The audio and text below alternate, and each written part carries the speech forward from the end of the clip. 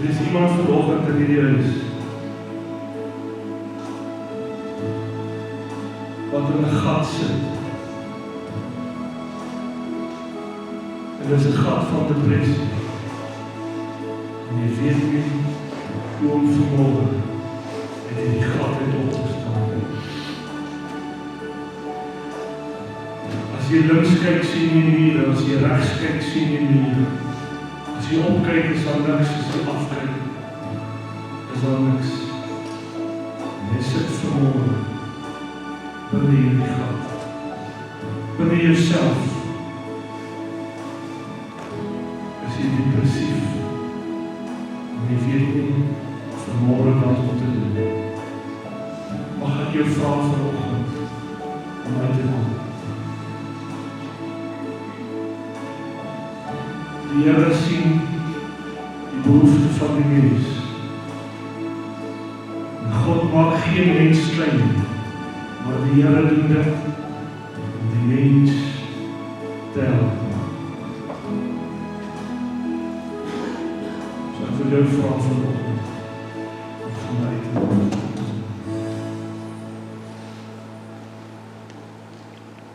Van alle geeste is wat Vader van alle geeste is, die wat God is.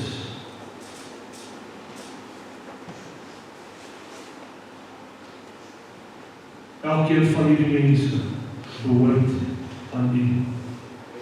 Elkeen van hierdie geeste behoort aan God. Elkeen van hulle is die Here se eiendom. En wil die Heer vermogen, dat God weet presies waar elkeen sit, en wat met elkeen gebeur. Mag ek vra vir die pastore, om saam met my te kom bid. En dan wil ek graag vir die tannie wat daar staan met die wit baadjie, sy moet my vorentoe kom asseblief. En die pastore kom bid asseblief vir jou.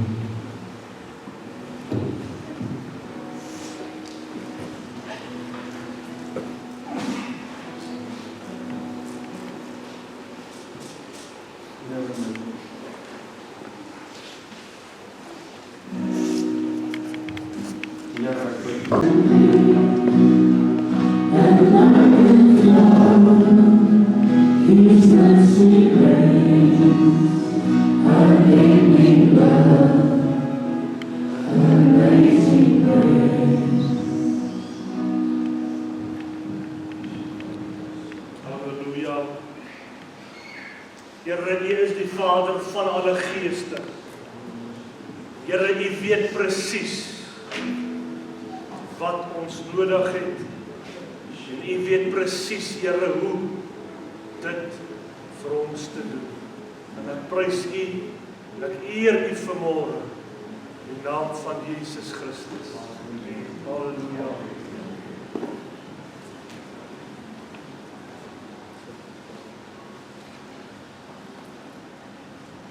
Ek kan maar net so staan. Dankie pastor. Ek wil graag met julle iets deel wat ek glo die Here wil hê ons moet deel met die gemeente. En waarvan ons moet kennis neem. Moenie ligtelik opneem wat vanoggend gebeur nie. Asseblief moenie. Laasweek, ek dink is maandagoggend of dinsdagoggend in my stilte tyd by die Here, was ek besig met 'n sekere saak by die Here en op 'n stadium het ek nie gedagtes nie, ek het niks om te vra nie, ek het niks om te sê nie, ek het niks nie. En die volgende vers kom by my op. En wat ek die afgelope 2 weke gesien en ervaar het, verstaan ek vandag, hoekom die vers by my opgekom het, aan die Here dit klaar kom hê. En ons moet kennis neem hiervan, want vanoggend is juis so skeidingsdiens, wat die Here ons gaan verlos, van die werke van Satan, van die bose magte. Satan is besig. Hy is besig om die mens te slaan, te steel en te verwoes. Ek het die naweek weer in die gevangenis gesien, ek het gisteroggend weer in die gevangenis ervaar. Hy hou hulle besig met drugs, met dwelms, met alles wat teen die wil van God is. En die mens aanvaar dit gelate, en ons almal dink dis 'n grap. Die tyd en die uur het gekom dat ons moet kies. Dis Christus of niks. Want die vyand het geen gevoel vir jou nie. Hy voel vir jou absoluut niks nie. Hy gaan vir jou slaan. Hy gaan vir jou steel. Hy gaan jou verwoes, totdat daar absoluut niks van jou oorbly nie. En dan gaan hy die ewigheid saam met jou in die hel spandeer. Hoor wat ek vandag vir die siel van die mens sê. Asseblief luister mooi. Daar's nie meer tyd vir speel nie. Daar's nie meer tyd vir grappies nie. Ons moet ernstig raak met die Here, want regtig, die vyand is in sy laaste uur. En hy gaan alles doen om ons weg te trek en ons te verniel. 1 Petrus 5, dis die vers wat by my opgekom het, vers 8, wat sê, wees nugter en waaksaam, want julle teestander, die duiwel, loop rond soos 'n brullende leeu en soek wie hy kan verslind. Ek sien dit daagliks, ons ervaar dit daagliks, maar dis asof ons dit net nie registreer by ons nie, dis asof ons dit net aanvaar. Dis tyd dat die kerk ook aanvaar wat besig is om te gebeur en teen sy werke opstaan. Jesus het gekom om die werke van Satan te kom verbreek. Dit was die doel hoekom hy gekom het. So ons is nie nodig om te aanvaar nie. Ons moet voortgaan om daai werke te verbreek en om op sy plek te sit waar hy hoort, onder ons voete, in die naam van Jesus Christus. Maar ons kan dit nie alleen doen nie. Ons kan dit nie sonder die Here doen nie. Ons kan dit nie sonder doen om in 'n heilige wandel saam met die Here te leef nie.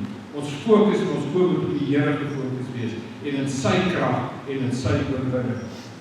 Hy sê in vers 9, hoe moet julle teestaan? Staan vastig in die geloof, omdat julle weet dat dieselfde lyding opgelê word met julle broederskap wat in die wêreld is. En daarom glo ek dat ons almal ervaar dieselfde. Ek dink net ons moet so 'n bietjie meer praat daaroor en dit begin saam as 'n eenheid, as die liggaam van Jesus teenstaan en sy werke verbreek in elkeen van ons lewens, in ons kinders se lewens, in ons kleinkinders en in almal wat ons ken en liefhet en so ook in ons gemeente. Daarom verlede julle dan onder die kragtige hand van God, sodat hy julle kan verhoog op die regte tyd. Werk aan julle bekommer is vir hom, want hy sorg vir julle. In Jesus Christus naam. Dankie. Amen. Amen.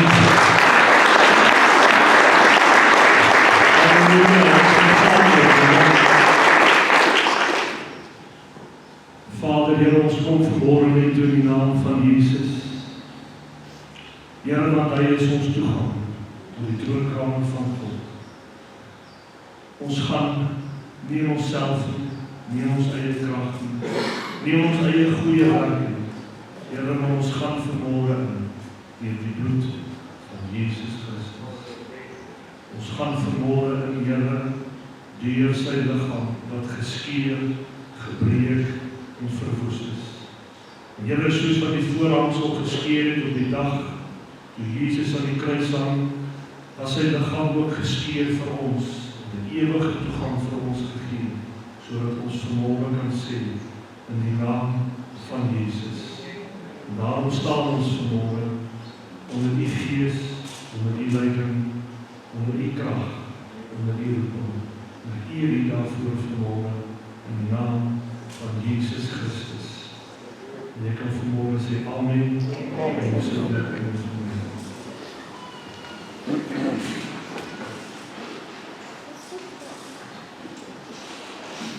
So vir jou as besoeker wat dan vanmôre aan die eerste keer vir ons as gemeente is, vir ons, en ek wil nie altyd sê dat dit normaal is nie, maar vir ons is dit normaal dat die Gees van die Here die hart van die mens openbaar. Dis vir ons normaal dat die Gees van God met ons harte spreek en sekere dinge oopmaak. En die enigste rede waarom die Here dit doen, is om die bewys te lewe wat God in sy volk so is.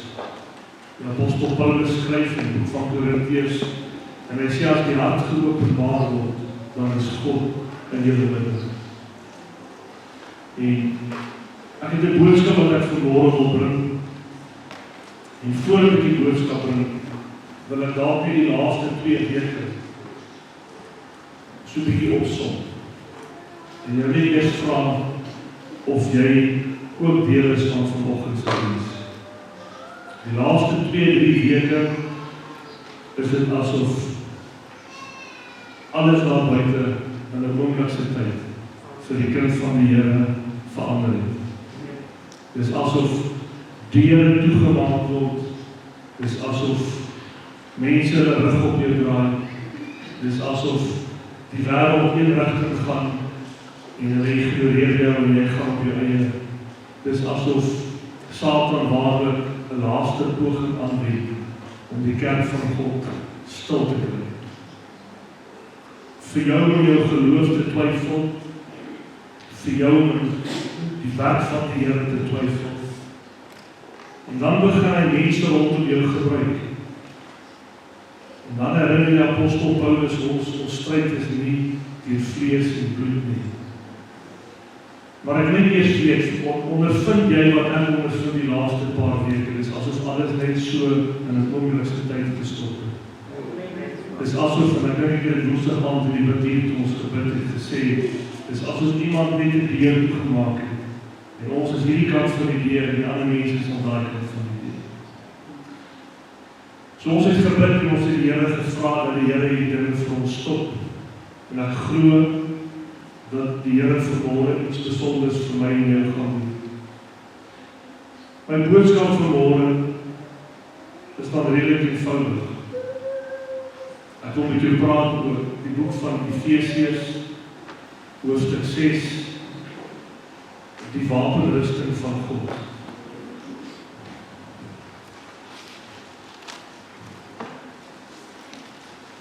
In die laaste paar dae was dit dalk vir my as mens seker die swaarste paar dae wat ek in my lewe moes verdra. En tot op 'n punt wat ek in my hart vir die Here gesê het, Here, ek weet regtig nie of ek nog by vermoë is om te kan aangaan in die dinge van die Here. Maar dit was nie 'n gesprek hier nie, dit was 'n gesprek hier diep in my hart, waar ek my siel uit geroep het en gesê, Here, ek weet nie of ek kan. Ek weet regtig nie of ek kan. En woensdag aand bid hier toe gekom, woensdag aand nog steeds kom bedien, al roep my hart een ding en sê, Here, ek weet nie of ek moet aangaan nie, het ek nog steeds die verantwoordelikheid om te kom bedien. So ek wil hier nie iets weet, ek het net so 5 dae per week, waar 5 dae van wat ek reg is, gestaan het ek bedien. Sondag moet ek bedien, woensdag moet ek bedien. Ek denk so 5 dae. En terwyl ek staan en ek bedien, en die bid hier is klaar, kom daar 'n meisiekind van my toe, en sy is baie skaam, maar ek moet die getuienis gee, want ek moet die Here eer gee. En sy sê vir my, sy wil net vir my sê, sy het iets gesien van my. Nou die laaste 20 jaar van my lewe is al bitter min mense wat na my toe gekom het en gesê het, hulle het iets gesien. En of mense versigtig is om my weet het nie. En of mense net bang is om vir my te sê wat hulle sien, weet ek nie. Of mense regtig nie sien, dis okay. Maar sy was baie op haar senuwees. En sy staan daar, en ek staan en sy sê vir my, terwyl ek hier voorgestaan het en ek bedien, het sy net 'n lig agter my gesien. En dis al wat sy gesien het. En dit is al wat sy nodig gehad het om vir my te sê. Want in 'n oomblikse tyd het die Here gekom en die woorde wat ek aan hom geuit het, Here, ek weet nie of ek hierdie goed my wil of kan of lus is om te doen. Het die Here dit met my gevat. Want ek het nie meer keuse nie.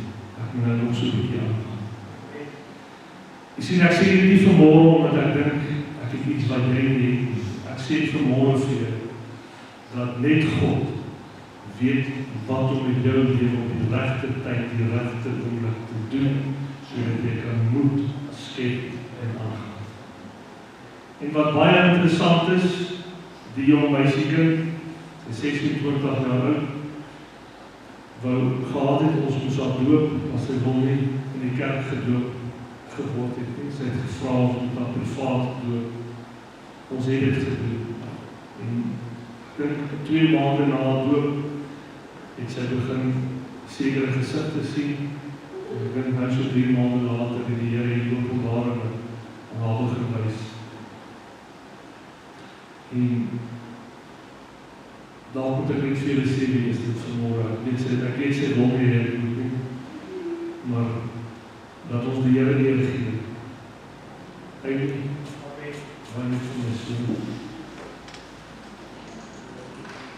Jy sien, sy het nooit gedink die Here het haar hart gesien in haar lewe. Sy het nooit gedink die Here sou haar gebruik het om iemand by te staan. Maar veel meer as wat sy sal verstaan vandag, die daai woorde wat eenvoudig was, die iets in my kon doen. So as ek nou vanmôre hier staan en ek krap julle om en ek maak julle ongelukkig en ek sê goed dat ek nie moet nie, dan is dit sy.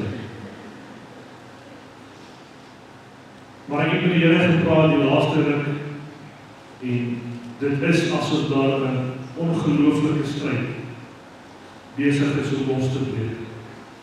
Ons het gebid daarvoor en gevas. En ek wil vanmôre met jou praat oor die wapenrusting van God. Dit wat die Here jou gee, waarmee jy jouself moet bekleed. En ek wil jou verduidelik as ek mag vanoggend hoe jy die wapenrusting moet aanhou.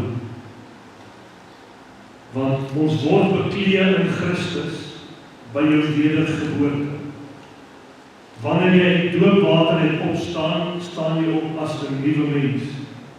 Soos wat Christus gesterf het en uit die graf uit opgestaan het, die oomblik as jy die doopwater het opstaan, staan jy nuut op. Dan is jy bekleed in die wapenrusting van God.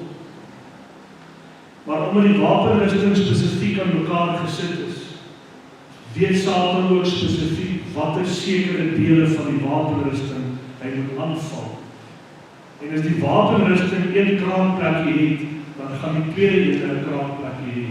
En ek gaan dit vanmôre vir jou verduidelik, hoe elke gedeelte van die wapenrusting 'n effek het. En as jy kan hoor dat dit in jou lewe gebeur het, wil ek hier vanmôre net sê, amen.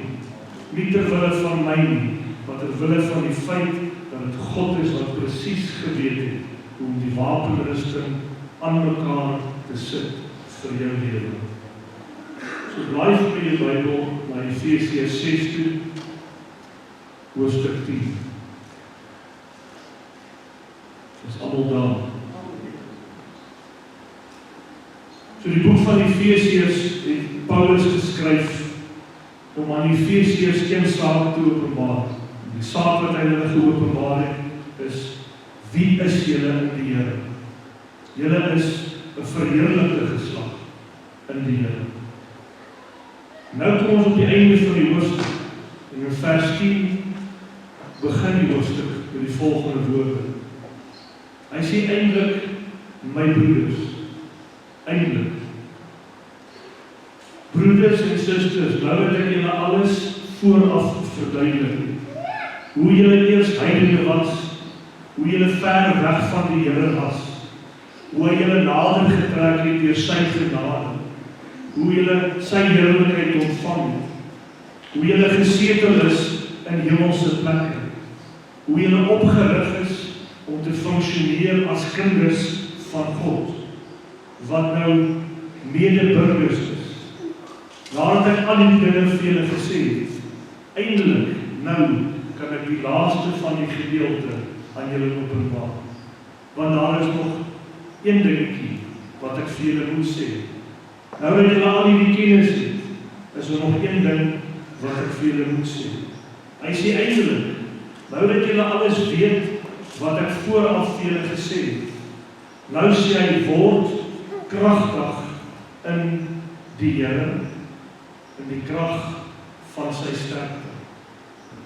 Jy moet nou kragtig wees op grond van die kennis wat jy het, dat jy weet jy was eers in die wêreld, dat jy weet jy was eers 'n heiden, dat jy weet jy was eers 'n afgodsdienaar. Maar nou moet jy kragtig wees, to increase. Jy moet nou increase in vermoë. Jou vermoë om te kan verstaan en kapasiteit word nou vergroot. En jy moet nou begin verstaan, jy is nie meer wat jy is nie. Jy was 'n sondaar, jy is dit nie meer. Jy was 'n heiden, jy is dit nie meer. Jy was 'n swakkeling, jy is dit nie meer. Jy is nou 'n kind van 'n lewende God.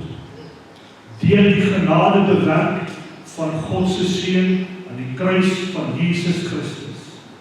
Nou dat jy hierdie dinge weet, nou moet jy begin sterk word, sê die apostel Paulus. En daar's 'n rede daarvoor. In vers 11 sê die volgende: Nou dat jy sterk geword het in hierdie nuwe wete, trek die volle wapenrusting van God aan. Daai wapenrusting aantrek is enduo. En enduo beteken om in te sink. So dis asof ek 'n wapenrusting of 'n baadjie het en ek gooi hom om jou en jy sink in hom en jy hou hom vas sodat hy nie af kan waai nie. Nou dat jy volwaardig verstandig geword het, die laaste ding wat jy nog moet doen, eintlik nou moet jy jouself insink in hierdie wapenrusting. Jy moet jouself nou toevou. Waarom moet ons kan toevou? Lees saam met my vers 11. Sodat julle kan staande bly teen die liste van die duiwel. Paulus het aanvaar dat as jy uit die Here uit was en jy is nou in die Here, jy was ver weg van hom af, maar jy het nou naby gekom. Jy is bekleed met Christus en jy het krag ontvang om te kan staan as 'n seun en 'n dogter van God.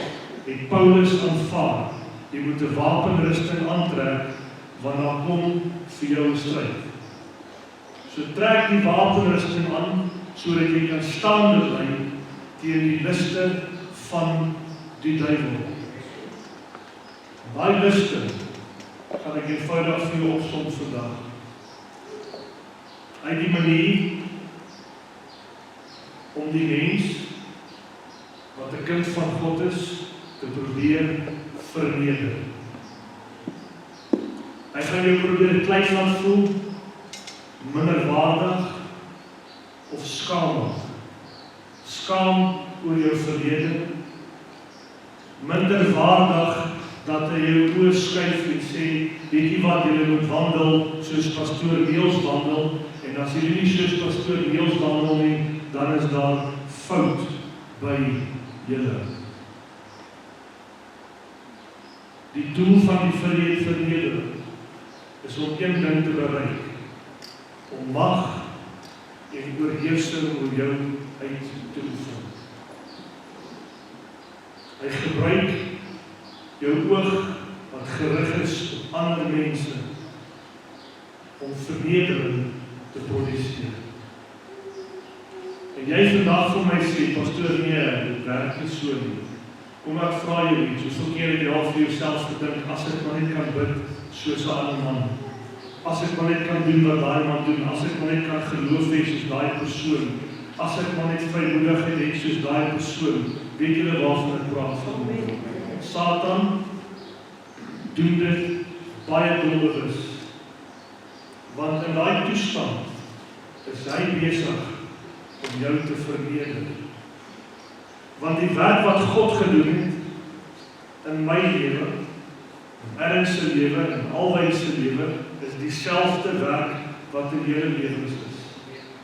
Nou begin Satan heel eerste vergelyking te tref tussen die kinders van die Here.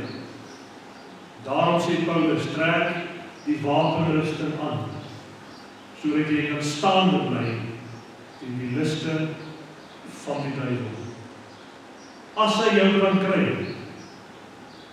om jouself te vergelyk met iemand anders, as hy dit kan doen, dan het dit 'n effek op jou vermoë om bekleed te bly in die evangelie, die bereidwilligheid om die evangelie van Christus uit te dra.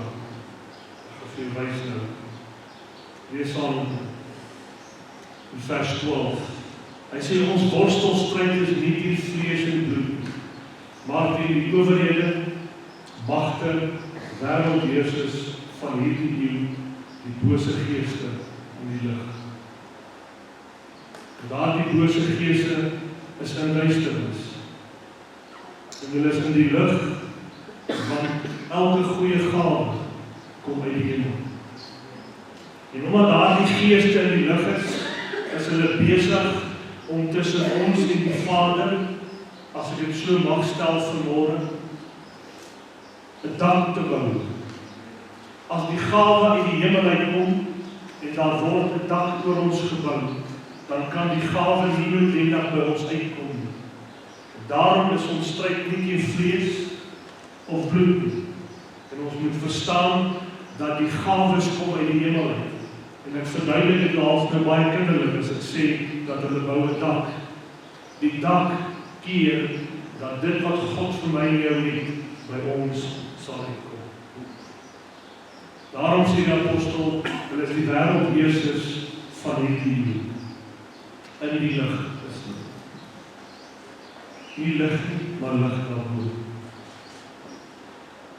Ons het die wapenrusting van die Here aan, sodat ons kan staande bly, sodat ons dan kan veg om hierdie dak of afskorting wat gebou word, te kan afbreek en onsself dan te kan verdedig, terwyl die beloftes van die Here by ons deurgaan.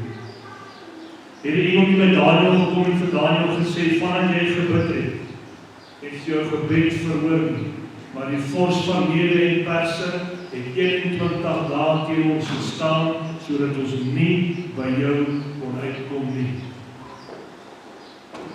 Dit beteken in die geestelike realm is daar 'n skadu wat gebou word. Die gebede van die heiliges van God kom by die hemel uit. Maar die antwoorde, daar is 'n beperking, want die wêreldheersers plaas 'n beperking vir die antwoorde om by ons uit te kom. En dan doen ons die volgende, ek en jy as kind van God. Ons sê vir onsself, ja, dis dalk nie die Here se tyd nie. Amen. En ons sê vir onsself, ja, dis nie die Here se doel nou met dit. En ons sê vir onsself, ja, weet jy pastoor, weet jy wanneer gaan hierdie goed gebeur, wanneer my vrou geduld geleer het, dan sal die Here ons help. En ek weet die kerk doen dit. Wanneer iemand iets geleer het, sal die Here ons antwoord. Dit staan hier in die Bybel. God wag nie vir jou geduld en vir jou verandering om gebede te antwoord. Amen. Daar's 'n geestelike stryd wat die gebede keer om by ons deur te breek. Ons as kerk raak baie keer net gewoon daaraan, om te aanvaar dat dinge vat tyd. Nou ek sê wat ek sê, dat hier is gevaarlik om dit te sê, want ek gaan nie ewe skielik vir almal sê, gaan jaag alles en druk alles ryk nie. Maar daar is sekere beloftes van redding, waar die Bybel sê, as my woord in jou mond bly, dan sal dit in jou kinders se monde bly. Hoekom wil die kerk aanvaar dat dit eendag sal wees? Ons moet druk dat dit nou is, Here. Hoekom moet ons aanvaar dat genesing eendag sal kom as dit nou moet wees? Hoekom moet ons aanvaar dat verlossing eendag sal wees as dit nou moet wees? As die kruis nou leeg is, hoekom moet ek aanvaar dat ek een dag in my posisie in die Here sal kan staan, as die kruis nou leeg is. Dit beteken daar so 'n bietjie van 'n gesindheidsverandering, wat soms by ons as mens moet begin verander word. Ons moet so 'n bietjie opstaan en so 'n bietjie begin druk. Almal is met my. Ons is nie meer duisternis nie. In Johannes 1 vers 5 kan ek vir jou lees. Dit is die verkondiging wat ons van hom gehoor het en wat julle verkondig het. God is lig en geen duisternis is in hom nie. As ons dan sê dat ons met hom gemeenskap het en in die duisternis wandel, dan lieg ons en doen nie die waarheid nie. Maar as ons in lig wandel soos hy die lig is, dan het ons gemeenskap met mekaar. Die bloed van Jesus Christus, sy seun, reinig ons van alle sonde. Paulus het nou net hier in die boek van Efesiërs gesê, dat die booste magte, die duisternis, die wêreldheersers wat in duisternis is, wat teen ons staan. Ons is nie in duisternis nie, ons is in lig. Amen. Nou sê Paulus die volgende, vers 13. Hy sê daarom, neem die volle wapenrusting van God op. Hoekom, Paulus? Sodat jy kan weerstand bied. Sodat wanneer sekere dinge na jou kant toe kom, dat jy kan staande bly regop. Nie links en regs gaan soek vir antwoorde nie, maar dat jy kan staande bly, so that you can abide in Christus. Sodat jy kan weerstand bied in die dag van onheil. En nadat jy alles volbring het, staande kan bly. Neem die wapenrusting op en staan in die naam van die Here. Nou begin Paulus vir ons verduidelik. Vers 14. Hy sê, staan vas, julle lendene met die waarheid om God. Die eerste plek waar die kerk van die Here se aanval vandaan kom, is die waarheid. Johannes 8 vers 32 sê, jy sal die waarheid ken. Die waarheid sal jou vrymaak. Toe Adam by Eva gestaan het, reken die teoloë dat Adam nooit aan Eva gesê het wat die opdrag was nie. Dat hulle nie moet eet van die boom nie. Maar tog het Satan gekom en hy het vir haar gesê, maar is dit so dat God gesê het? En toe begin Satan met die leuen. En toe hy die leuen in Eva se hart indruk, toe gaan Eva en sy gaan klop by Adam en sy sê vir Adam, kom eet. Ek gaan jou die waarheid vertel, Adam, kom eet jy. En as jy vanmôre eerlik met my is, sal jy vandag vir my sê, dit is waar baie dinge begin.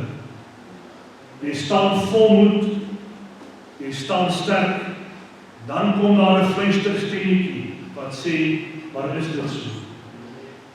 Gaan die Here vir my voorsien? Het ek reg gehoor? Daar lê die eerste probleem. Omgord jou lendene met waarheid.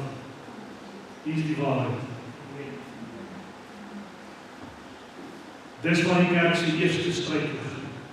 Van daar af die tweede gedeelte. Die apostel Paulus skryf en hy sê, staan dan vas julle lendene met waarheid om God, met die borswapen van die geregtigheid aan. En daai borswapen van geregtigheid doen iets besonders. Jy sien, ek het 'n nuwe hart ontvang. Die hart van vlees is verwyder. Ek het nou 'n hart, die hart van klip is verwyder. Ek het nou 'n hart van vlees. Daardie hart van vlees is 'n nuwe hart wat gewas is in die bloed van Jesus Christus. Ek is vergewe, ek het geen oordeel meer teen my.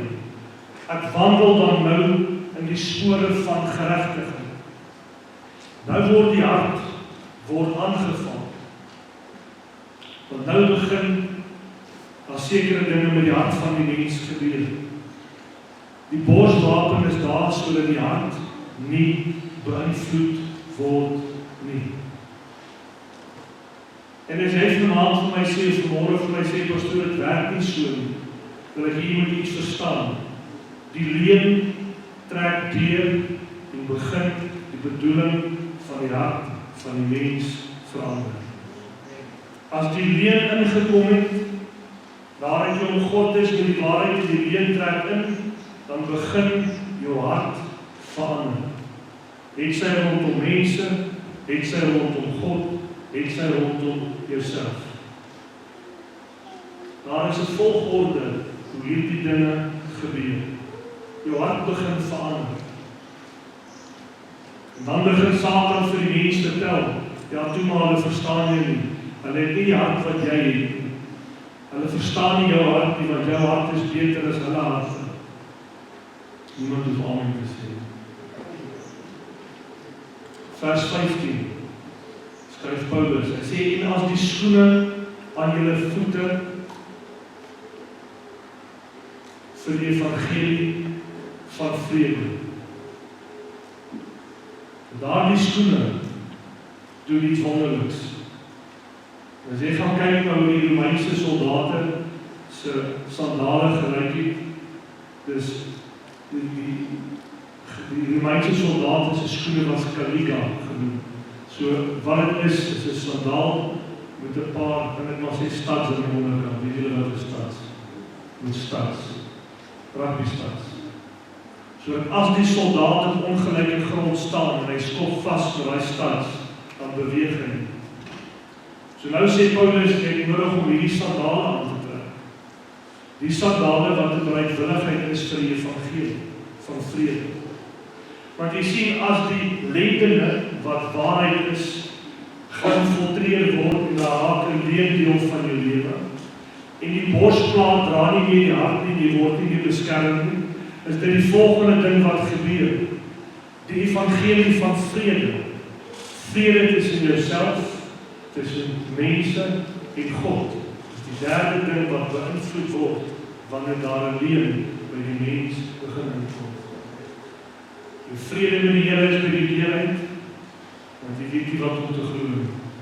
Jou vrede met mense is by die deur uit, want jou hart is beter as mense se. En vrede met jouself is weg. 3 dinge wat Satan op 'n besonderse manier, 'n eenvoudige metodiek wat hy gebruik om die mens te help om die wapenrusting uit te trek. Elke keer as jy aan iets glo wat nie die waarheid is nie, haal jy die gordel van die waarheid af. En elke keer as die hart nie op die regte plek is, haal jy die borsplaat af. En elke keer as jy nie vrede het nie, dan trek jy die sandale uit. Daardie sandale, die caliga, het 'n spesifieke doel. Hulle moet vasgestaan. Jy kan vandag vir my sê, soos wat die waarheid nie daar is nie, die hart verander, dan is dit nie so maklik om jy vas te staan op 'n gelyke stuk grond. Nou sê die apostel Paulus, ek wil nie hier dat julle rondgeslinger moet word deur allerlei leringe nie, maar dis wat gebeur. As jy nie weet watter waarheid om aan vas te hou nie, as die hart beïnvloed word, dan begin 'n mens strooi aan op die soek. Jy gaan gryp 'n lering by A, jy gaan gryp 'n lering by B, jy gaan gryp 'n lering by C. Dan sê enige een van hierdie mense, sien ietsie wat vir jou sin maak. En nou gryp jy dit vas, maar dis nie ewige fundament nie. Dan gaan Paulus aan in vers 16. Hy sê behalwe dit alles, neem die skuld van die geloof. Hebreërs 11 vers 6 sê, sonder geloof is dit onmoontlik om God te behaag. Jy moet geloof in die Here hê, om al die dinge by mekaar te kan hou. En dit beteken die volgende, ergens sal jy moet begin sekerheid kry wie jy is in die Here. Jy sal moet glo dat God vir jou is. Ons kan nie rondloop met te wonder en sê ja, ek weet nie of die Here nie. Want dit het die effek op die wapenrusting wat jy dra. Al die dinge pas in mekaar.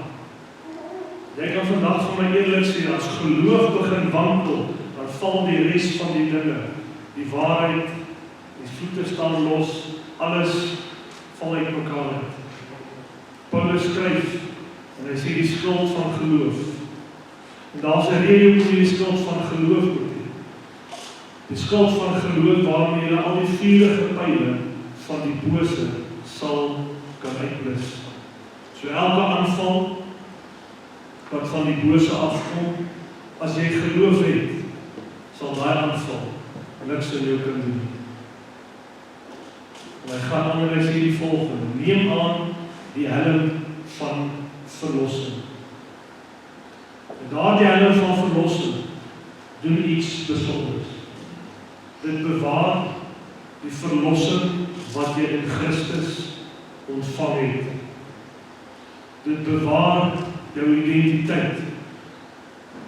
Dit bewaar dit wat jy was, is jy nie meer nie. Dit wat jy nou is wie jy is.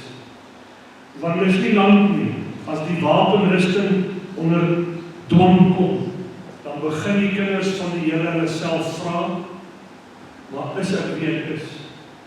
Hoekom lyk my lewe soos hy lyk? Dan vra ek myself, Here, hoekom moet ek nog aangaan? En ek het gevra, hoekom moet ek nog aangaan? Die Satan is net te presies vir ons as mens om uit ons eie uit te probeer om hom teen te staan. En hy doen dit methodical, kan ek dit so sê. Alles op sy tyd, op sy plek. En dit gebeur nie oornag nie. Dit vat jou 'n paar weke, 'n paar maande om so 'n bietjie van elke wapenrusting deel neer te lê. En as jy jouself weer kan kry, dan wonder jy of jy 'n kind van God is, want die helm van verlossing het jy afgehaal, het jy al die ander stukkies kledingstukke afgehaal het. Dan gaan Paulus aan in vers 17. Hy sê, neem die helm van verlossing. Maar alles wat ek gelees het tot nou toe, was vir verdediging gewees. Hier kom die eerste gedeelte wat ons het, wat ons mag gebruik om jy aan te val. Hy sê die swaard van die Gees. Dit is die woord van God. So wat moet gebeur is die volgende. Vir my om die wapenrusting aan te hou ten alle tye, wanneer die aanval teen my kom, moet my eerste woord wees, daar staan geskrywe. En as ek by dit kan bly, daar staan geskrywe, dan is dit die hele tyd besig om aan te val, en ek gee die kans dat die wapenrusting my hele tyd hoef te verdedig. Maar ek wil die kerk iets vra, en ek wil myself iets vra. Sê ek nog, as daar stryd kom, daar staan geskrywe. Of het ek as kerk geleer, of ek as mens geleer, dat sekere dinge oukei is. Ja, kom ons val en kom ons kyk wat gebeur word, dis maar hoe die lewe is. Daar is plek vir dit, asseblief. Die feit dat die man nie by 'n stopstraat stop nie. Jy kan nie vir die man sê, die staan geskryf nie, want hulle stop nie by 'n stopstraat. Maar verstaan wat ek bedoel. Ek as kind van God moet myself kan verdedig. As my stryd dan nie vlees en bloed is, en ek wil jou uitdaag, die volgende 30 dae, pas dit presies toe, en ek het hierdie baie eenvoudig opgesom vandag.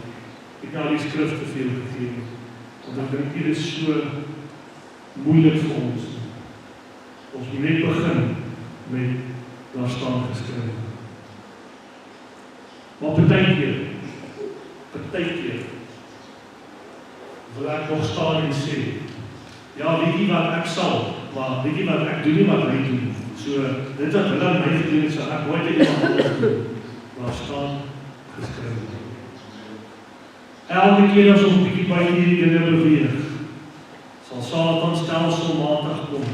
En die wapenrusting wat hy aan het, sal hy begin beïnvloed. En as jy jou oë uitvee, dan is die wapenrusting nie meer volle getree om jou te bewaar. Terwyl ek as vrouw gaan bid het, praat ek met die Here, en ek verstaan vandag dat die wapenrusting het niks agter op die rug. En die rede daarvoor is dat die kind van God nooit hulle rug moet omdraai en weghardloop van 'n geveg. Maar ek wil tog iets vir jou bied vanmôre. Daar is iets wat die Here ons gee, wat selfs ons rug toemaak. Johannes, die doper, het 'n mantel gedra, gemaak van kameelhaar.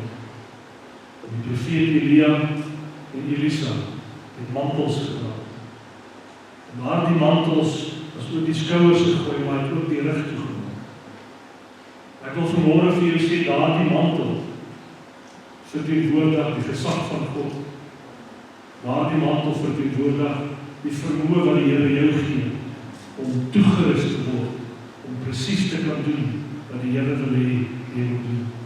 Die mantel verteenwoordig die roeping van God op jou lewe. So as ek dan die mantel oor my het, as ek dan die Gees in my het, as ek dan die Vader in my het, en ek die wapenrusting van God in my, en ek die woord in my, dan sê die apostel Paulus, is ek meer as oorwinnaar. En ons moet as kerk opstaan. En Satan is nie besig om met ons te speel nie.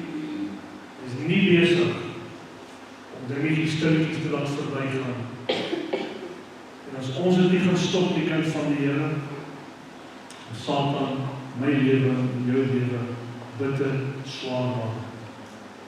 So my gebed vanmôre, wat ek die laaste paar dae gebid het, Here, daardie manne en vroue, wat U vanmôre 'n nuwe mantel wil gee.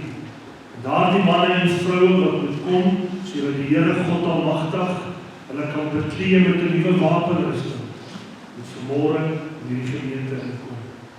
Dat die Here 'n nuwe mantel op jou kan lê, 'n nuwe wapenrusting. En dan wil ek die Here moet asseblief my kort boodskap en my eenvoudige kinderlike verduideliking van wat die wapenrusting is, dat die Here jou dit sal herinner. Want jy is by vermoë veel meer as wat jy dink jy is. Jy is by vermoë om die wapenrusting ten alle tye aan te hou. Ons is by vermoë om die wapenrusting so styf aan te trek, dat daar nie so spasie is vir enigiets om in te trek. Dis die vermoë wat God jou gee vanmôre. En dit beteken dat jy gaan partykeer bietjie aankoppig moet wees. Om te sê, daar staan geskryf. Jy sal op jou staanplek moet kom, om bietjie bekleis te nou, nie met jou vrou nie, nie met jou man beklei nie, daar staan geskryf. En ons moet vasstaan in die waarheid wat God ons gegee het. Amen. En ek sê die geestelike stryd gaan ewe skielik stop. Maar wat ek wel vanmôre wil sê, is dat in die laaste paar weke, en dis vir my donderdag, as ek reg onthou, donderdagmiddag, as is daar geestelike verligting, dan so 'n bietjie iets gebeur, dat dinge so 'n bietjie makliker wat voel vir die hart van die mens. Ek sê nie ewe skielik alles het verander nie, maar ek sê die Here God Almagtig is nog steeds in beheer. As alle goeie gawe uit die hemel uitkom, dan sal Satan probeer om die goeie gawes te stop. En hy kan dit nie stop, die belofte kan vertraag word, maar ons as kerk moet vasstaan en bid dat al die dinge neerkom. En die kerk moet die hand van die Here ontvang. Ek kan nie uit myself uitkom. Ek weet nie die woordsluit vanmôre vir my. Vader, in onsself kan ons niks doen, Here. In onsself, Here, kan ons nie weerstand bied. Here, U het 'n wapenrusting self gemaak. 'n Wapenrusting wat my Vader met God besluit het vir die grondlegging van die wêreld. Het U besluit, Here, hoe U ons sal aantrek wanneer ons die kinders is. Wat U vir ons sal gee, hoe ons sal lyk wanneer ons die kinders is. En vanmôre wil ek U vra. Ons erken en bely, Here, en onsself gaan ons doen. Here, beklee ons dan vanmôre met hierdie wapenrusting opnuut. En help ons, Here, om hierdie wapenrusting nie uit te trek. Here, ek wil vanmôre 'n nuwe mantel, sodat ons in die gesag van God kan leef, in die gesag van God kan staan, in die gesag van die Here mag bedien. En Vader, ek wil U bid vanoggend, Here, vir elke man en vrou wat nie hier is. Here, hulle wat weet het, hulle kan nie vanoggend hier wees nie. Ek wil U vra om hulle in te sluit vanmôre in dit wat God gaan doen. Die kerk van die Here is besig om verdruk te word. Die huis van die Here is besig om vernietig te word. Maar ons staan vanmôre as gemeente. Ons roep na die genade van God. Here, ons vra vir 'n wapenrusting in die hart van die Here uit. Beklee ons met 'n nuwe mantel, sodat ons kan staan en kan doen wat God wil hê ons moet doen. Here, bo alles, leer ons wanneer die stryd kom, om te kan sê, en staan geskrywe. En ek prys U vanmôre, ek eer U vanmôre, in die naam van Jesus Christus. Amen en amen. Ek gaan jou vra voordat jy kom vir gebed. Ek graag vir jou bid vanmôre, vir 'n wapenrusting, vir 'n mantel, vir die Here om jou te hou, om te beskerm en jou te doen. Ek gaan vra vir die pastore wat voor ons staan, om heel bestuur voor my te kom staan. Ek vra vir die pastore bid, en as hulle vir julle kom bid. Ons staan ons staan saam met die voor my te ons muziek kan maak, as wat lief.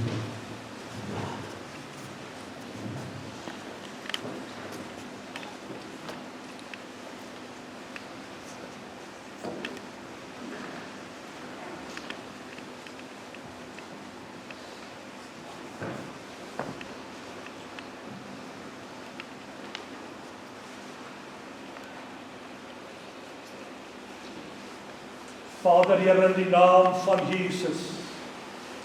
Here, ek wil U bid vanmôre vir 'n mantel op my vrou. Here, 'n mantel wat haar sal toevou onder die salwing van God. Here, 'n mantel wat haar sal toevou om haar bediening uit te leef in die beweging van God. Here, ek wil bid vanmôre 'n wapenrusting, dat sy sal opstaan as 'n kryger. Here, nie as een wat 'n mislukking is nie, maar een as oorwinnaar. Dat my vrou vanmôre sal opstaan met die wete, daar is 'n mantel van God op haar. Geklee in 'n wapenrusting wat God oor besluit het. Here, maak haar toe vanmôre.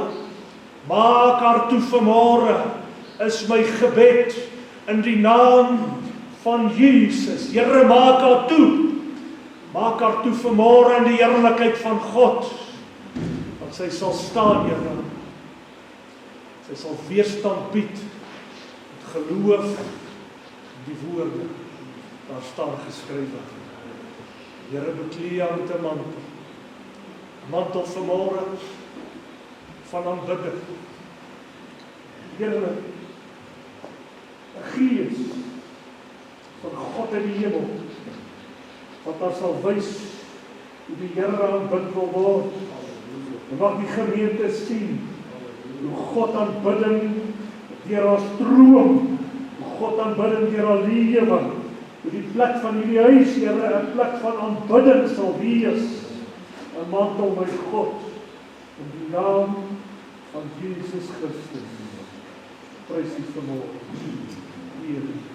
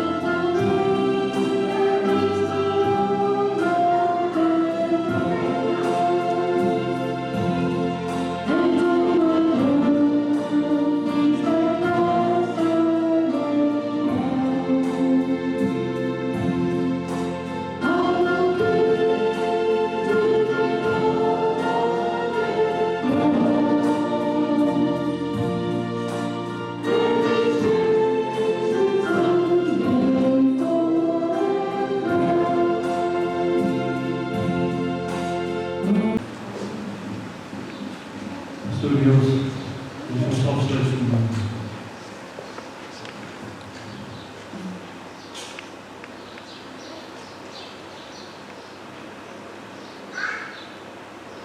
Ewige God, Hemelse Vader, Here, vanoggend het ons weer kom ontvang, Here.